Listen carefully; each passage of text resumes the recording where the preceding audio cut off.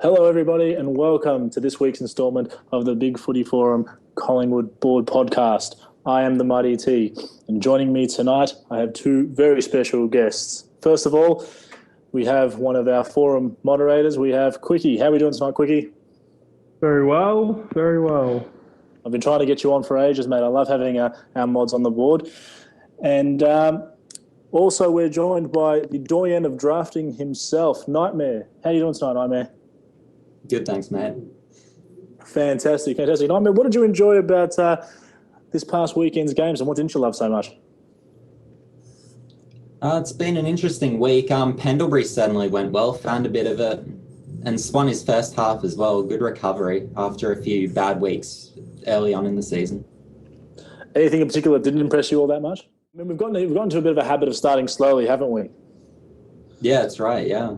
Because Geelong had that habit early in the season, and you can't win with that late in the season, that's for sure.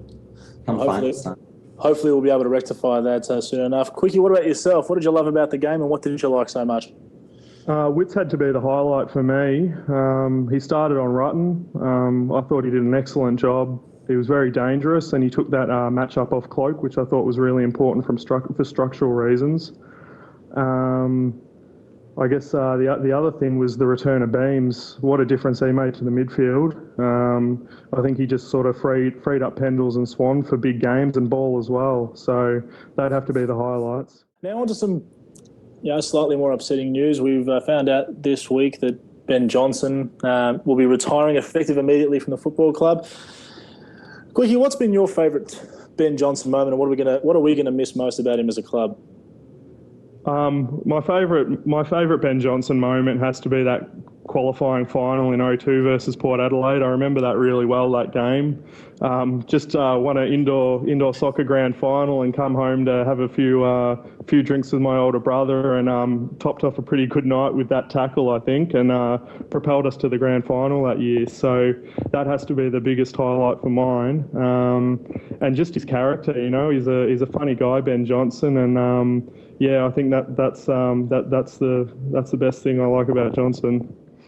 What did we love about him? I mean, from a guy that's taken in, I believe it was early 60s in the draft, he's done okay, hasn't he? Yeah, he had a good period there. Mid-thousands did well, had a bit of a drop-off late thousands, but then 2010 he made a great rebound. And that's probably what I'd have to rate him on in that grand final season. He came good. Who do you think in his absence will end up inheriting that number 26? Quicky, what are your thoughts? I think the safe option would have to be Seedsman. He's already there and doing it off the half-back line, and he's certainly providing us plenty of spread. But I think he has to be the go, to be honest with you. Another big Collingwood supporter and Collingwood man. What about yourself, Knightmare? Anyone in particular that you'd look at giving it to from the list? Yeah, I'd probably have to go with Seedsman too. It's been his breakout season, and if anyone deserves it, he does. With his appreciation of the history of the club, definitely Seedsman, I'd have to say. And another late draft pick, isn't he? So it's there's a bit of a fitting story. Yeah, very, very late in the draft, and I think that'd be a nice little story. Now on to continuing our draft discussion. We've been looking a little bit at our list recently as we come to the back half of the season and the end of the under-18 championships as well, and looking at what we might possibly need from this year's draft. Quicky, what do you think are the areas that we most need to improve on this year if we're going to go full in 2014, 2015? I think when you're discussing the list, you tend to look at a longer term view than just the next 2 years. I think a lot will sort of depend on where we see Reid fit into the equation. If we see him as more of a permanent forward, I think we'll probably look at addressing the midfield with Ball and Swan getting towards the end of their careers. If we're considering Reid as more of a defender, we've probably got to start developing another key position forward to help out Cloak. So that might be where our draft priorities lie. Yeah, good call. Turning to the draft and looking towards the future, Knightmare, where do you think we have the biggest holes in our list? I know that Quicky's just mentioned we might want to look at replenishing our midfield. Is there anyone in the draft that you think would suit our needs quite well?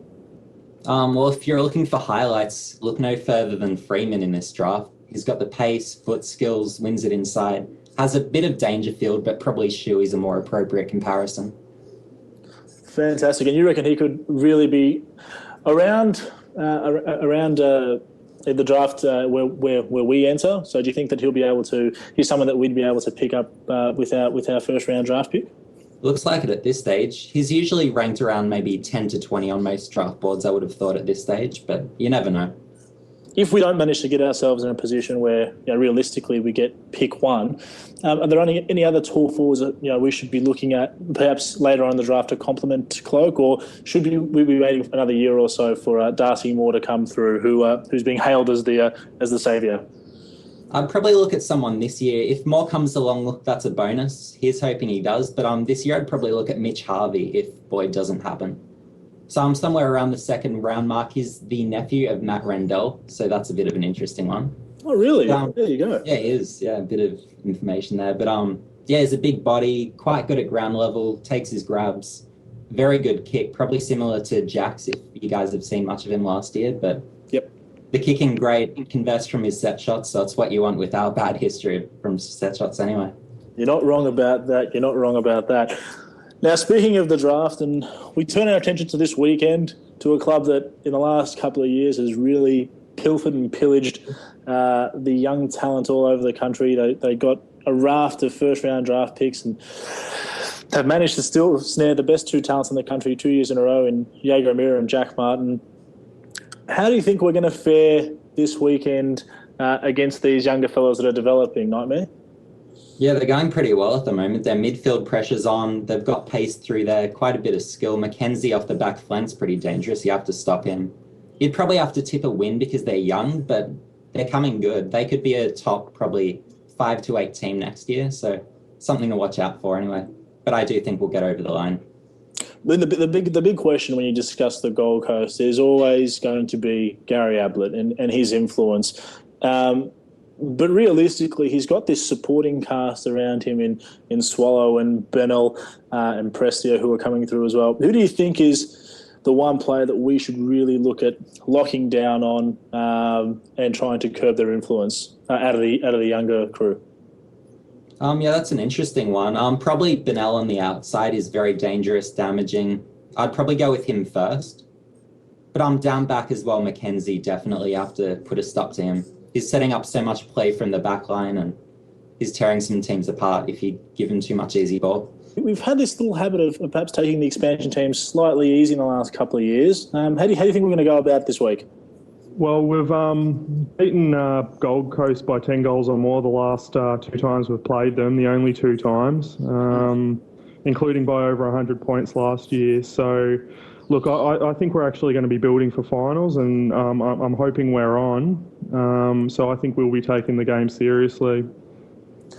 Look, I think so too. I don't think they're no longer an opponent to be trifled with. They should not be underestimated in any circumstance. What are you looking forward to from this game? How do you think we're going to go about winning it? I'd be interested to see the return of Keith to the side. The Gold Coast have some pretty serious injuries to their tall stocks at the moment.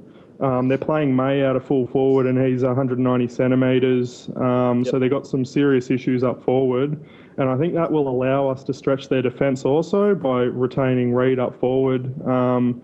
They only really have Thompson back there for tall timber at the moment. Warnock might come in, but they're looking pretty stretched for their tall stock. So I'd like to see Keith come in and Keith build for the rest of the season as well. I think that's one area of the game where we can really get up on them, and I think we can stretch them in that area. If you had your way, Knightmare, who would you be bringing into the team? Who'd be coming out this week? Yeah, it's an interesting one. I'd probably have to look through the teams. Young would probably have to go out with his knee. I haven't been keeping up to date with what's been happening there. He's got a 4-week hamstring injury. Sorry, go on. He's actually missing 4 weeks with the hamstring, so you'd think he's got to be the one that comes out. Who's the most natural replacement, in your opinion, for him? Possibly Marty Clark, actually, on a wing is a bit of a smoky. He did pretty well a couple of weeks back in the VFL. He got a lot of it, so give him a try, see what happens. And Quick, what about yourself? Do you think we should keep sticking with a winning formula, minimal changes possible? I mean, I know you want to see Keith in, but would you be making too many changes to the side?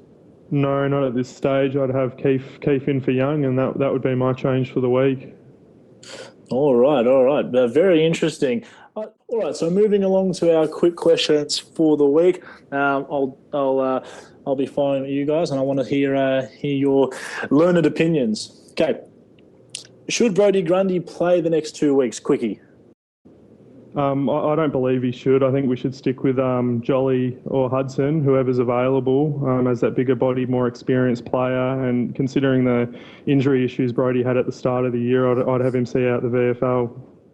What are your thoughts, Knightmare? Does the young man from Adelaide deserve a game? I don't mind putting the young ones in early, but probably not the ruckman.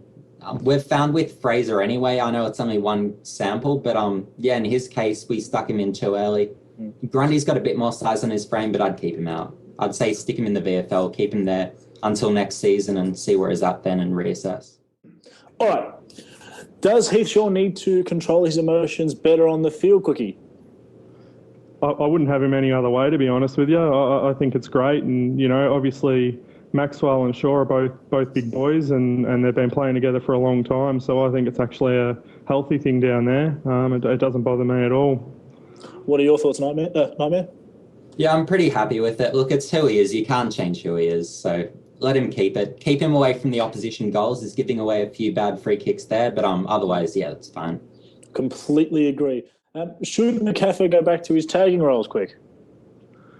I believe so. I don't mind actually if that's in the forward line or the midfield, depending on the matchup. I'd have him on probably Mackenzie, maybe Mackenzie this week, and see how he goes there. What are your thoughts, Knightmare? Who would you put him on this week? That's a tough call. I like him as a tagger through the midfield if possible, but I think Quickie's onto something with Mackenzie. He's the playmaker, so stop him and we've got it. Should Clinton Young play if he is fit for the final series, Knightmare? For me, probably not. I just don't trust his kicking. He can kick the most amazing things half the time, but then the rest of the time you've got your heart in the mouth, so probably a no for me. What about yourself, Quick? I'd definitely have him in. He's experienced. I think we really, with O'Brien out and Johnson just retired, I think we need that outside linking player. And with our new forward set up with the three talls up there, I think he could be quite an asset to the side. And finally, where will Tyson Goldsack play when he comes back from injury, Quickie? Tyson Goldsack, it would have to be in defence. I think we're going with a pretty tall forward line at the moment, and if he's to find a role, I think it has to be down back. Yeah. What about yourself, Knightmare? I tend to prefer him as a forward, mainly because his kicking down back it can be a bit hit and miss, whereas at goals, because it's more sort of penetration issues, it doesn't matter as much. But then again, I'd have Reid down back, so that's how the balance would sort out with that. Yeah, very good call.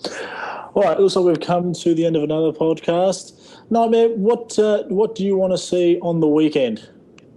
I'd like to see Reid set free, to be honest. So just let him read the game freely, be a loose man back, but then be allowed the freedom as well just to go forward at those opportunistic moments.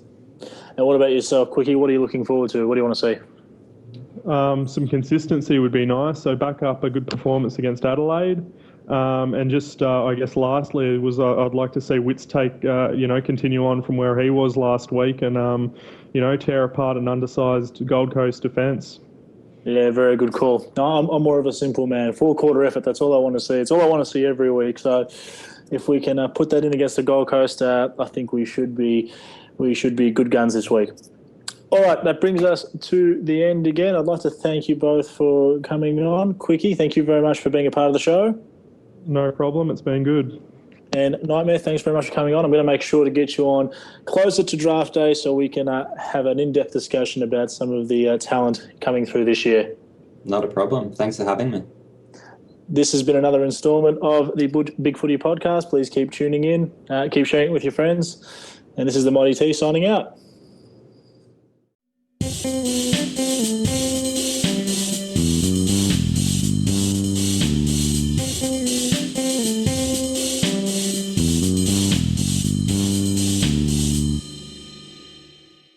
Hi, Pies fans. Hot Pies with Sauce here. And as you probably know, we are taking on the Gold Coast Suns this Saturday. And this got me thinking, what is it like being a Collingwood fan living in our nation's sunshine state? Well, slap on some fake tan, throw back a pot of 4X and get yourself a boob job, even if you're a dude, because we are joined by Collingwood fanatic and Gold Coast resident, Side Bottom to Beams, who is going to tell us just how it's like being a Collingwood supporter in the Gold Coast. How are you, Sidey? Not too bad, mate. Yourself? I'm not too bad at all. How is the weather in the Gold Coast at the moment? Beautiful as always. A lot better than Melbourne.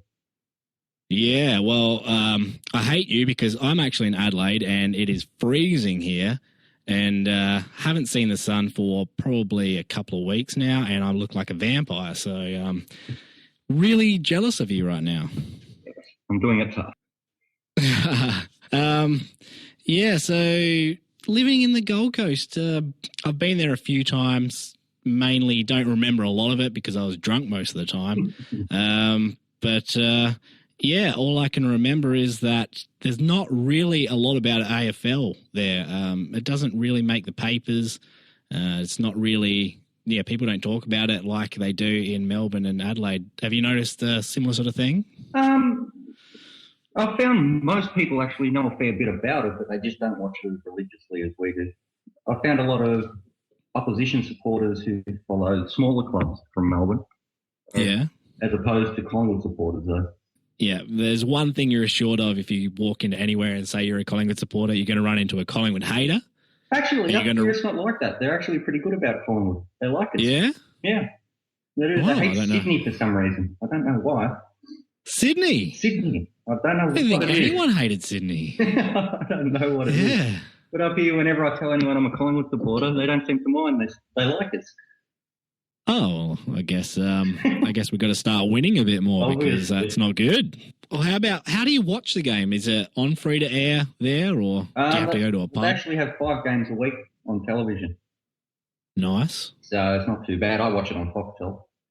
Yeah, yep. Yeah, they actually have pretty good coverage. I think it's better than Melbourne's. I didn't expect that, yeah. Yeah, 5 games a week live. 1 on Friday, 2 on Saturday, 2 on Sunday. Yeah, okay. Well, that's actually really good. That's about the same what we get here in Adelaide. Yeah. About 5 free to air. Yeah, that's really good. Do you get to the games whenever they are in the state? The Collingwood games, yes, up at Metricon when they have them, which is very rarely, obviously, because they've just started. I'm only 10 minutes down, 10 Ks away from Metricon, so not too far. Great, yeah. Is it expensive or not? No, it's cheaper. I bought a Gold Coast Suns membership, and it's cheaper than a Melbourne, my Collingwood membership. So. Oh, yeah. And it'll come in handy when I want grand final tickets in a few years' time when they're killing everyone. Yeah, well, it's kind of looking that way with the, Jago O'Meara and players like that really up and coming. Yes, indeed. It'll be good. Yeah. We get the same. We only get Collingwood sort of once a year. And I got to the game this year, but last year, what would you know it? The one time we play, my best mate, who knows I'm a Collingwood supporter, organises his wedding day on the one day that we play there. Oh, I was ropeable. So how did it take you not going to the wedding? Yeah, I got the video. I watched that. That was good enough. That's amazing. We don't talk anymore, so... Gotta get your priorities right. That's it. Well, we have hit 8 minutes and it's been short, sharp and shiny and really enjoyable. I'd like to thank you a lot for contributing to this podcast. And before you go, can I get a tip for this Saturday? Collingwood by 65. Oh, I love it. Well, I'm going to tip sort of Gary Ablett to get 50-plus possessions again and Collingwood to still win by 10 goals. Sounds good to me. All righty. It's been a pleasure, Sidey, and enjoy sunny Queensland. Cheers, mate. I will.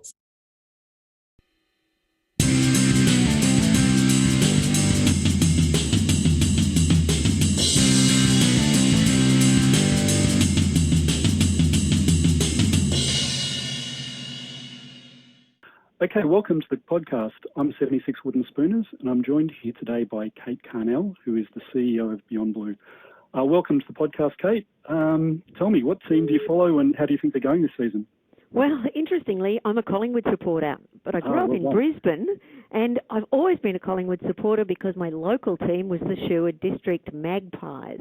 And to show my esteemed age, I got involved in Collingwood when people like Twiggy Dunn came up to coach our juniors. Wow. Okay. How do you think they're going this season? Oh, well, look, they're going well, have their good weeks and not so good weeks, but I think they're going to come home with a full sail. Fantastic. Looking forward to that. Okay, Kate, we're here to have a chat today about depression. There's been a bit of publicity in the last week or so surrounding Harry O'Brien and the issues he's come out with in the media. And amongst those issues has been depression.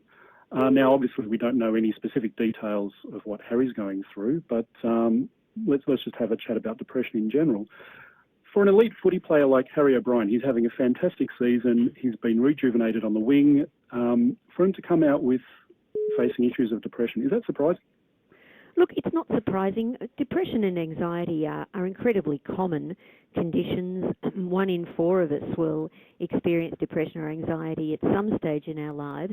And of course, people who are under a lot of stress in their work or in their lives generally can find that depression, anxiety conditions end up just occurring for no particular reason, but it can be just that those whole range of things that are happening in your life at some point can just become a little bit much.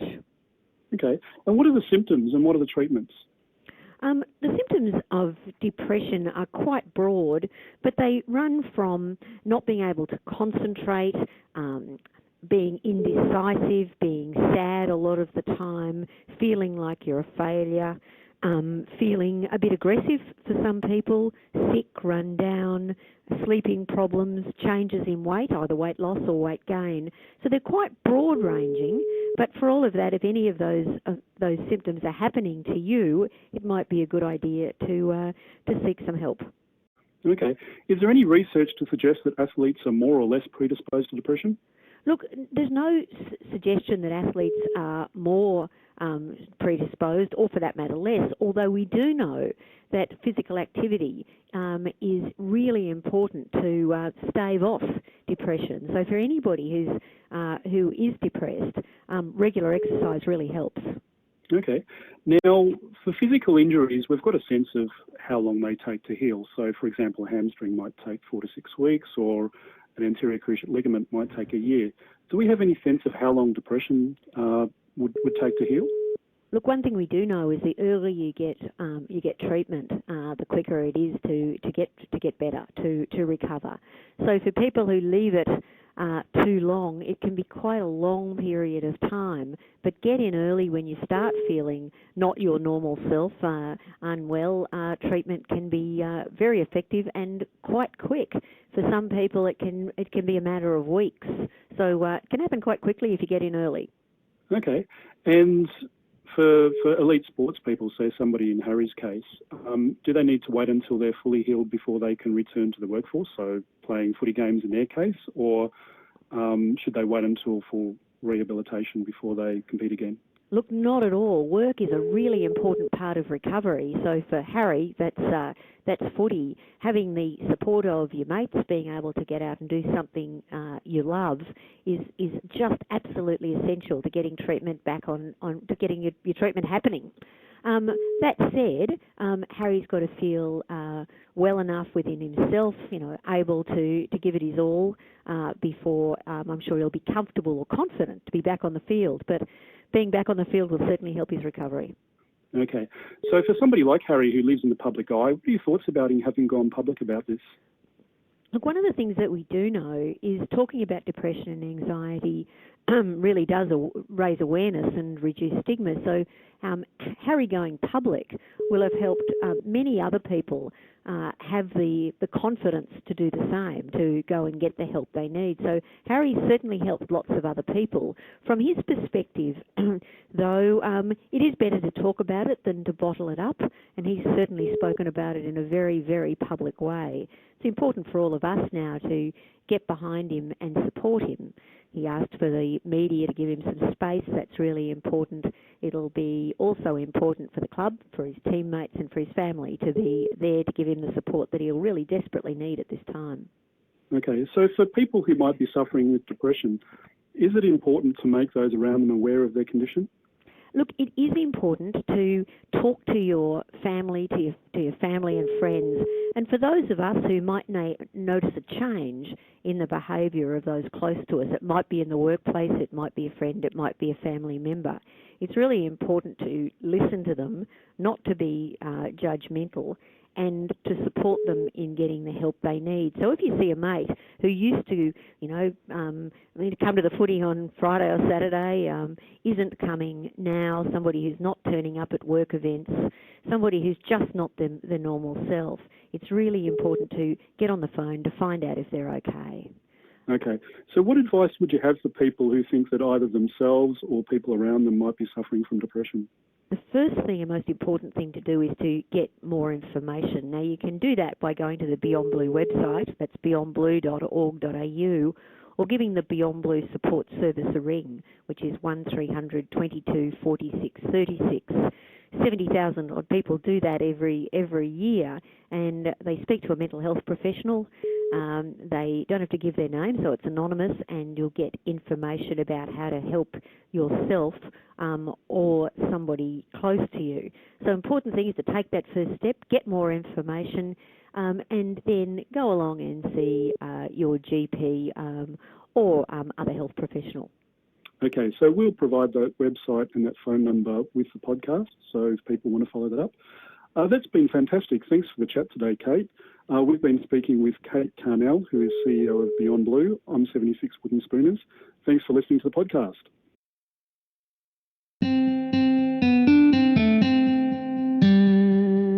Hello, this is Dave's segment for round 16, and I'm going to talk about why we should play the kids against the two expansion teams in the next two rounds. The kids I'm thinking of playing are Grundy, Broomhead and Kennedy, our 3 first-round draft picks. We first play the Suns, and this is probably now basically are just kids. And even for Grundy, who had a really good game against Box Hills, who come in because the only real ruckman that the Suns have is Tom Nichols, who won a Rising Star Award last week, so he's no slouch, and will give Grundy some good competition. And the good thing about just playing against the kids with our kids is that they won't get bullied around by the biggest, more senior bodies that are on other teams, so they can build better confidence from the start. And we should be, and hopefully they can make a good impact in these games and build. Just playing these kids, these kids can still make a big impact in these next two games, and if they do make a big impact, then they can stay in the side and play against the better sides after these two rounds, and hopefully that can happen. So I'll just leave it as that, and I'll talk to you next week. Bye.